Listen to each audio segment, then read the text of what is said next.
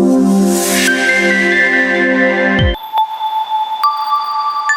సన్మాన శేఖర్ రెడ్డి గారికి సన్మాన సభకు విచ్చేసిన అతిరథ మహారథులు, తోటి ఫార్మర్స్, ట్రేడర్స్ అందరికీ పేరు పేరున నమస్కారాలు తెలియజేస్తూ, ఇండస్ట్రీలో ఇట్లా త్యాగం చేసినాయని మనం ఆనందంగా ఉంటాం.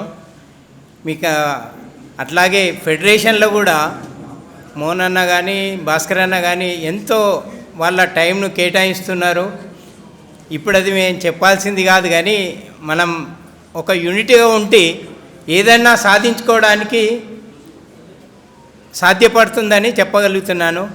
బివి రావు గారు అప్పుడు ఆ మీటింగ్ అయ్యేటప్పుడు మన ఇండియా కన్జంప్షన్ 18 గుడ్లు ఉండే, ఈరోజు 80 నుంచి 100కి వెళ్ళింది.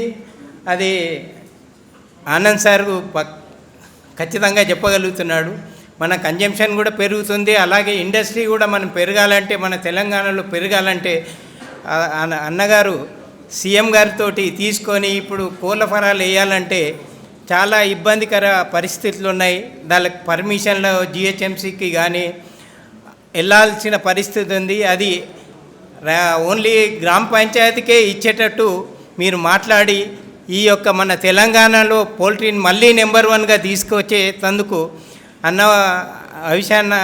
అవినాష్ అన్న గారు కృషి చేసి మన రైతు సోదరులకు కూడా ఒక దారి చూపిస్తారని, ఎప్పుడు మనకి గవర్నమెంటు రైతులకు అందుబాటులో ఉండేటట్టు, ఏ గవర్నమెంట్ వచ్చినా వాళ్ళకు అందుబాటులో ఉండేటట్టు చేసి ముందుగా ఇక తర్వాత శేఖర్ అన్న లాగా కృషి చేసినందుకు మనం అందరం ఆయనకు ధన్యవాదాలు తెలుపుతూ, నాకు ఈ అవకాశం ఇచ్చిన పెద్దలందరికీ ధన్యవాదాలు.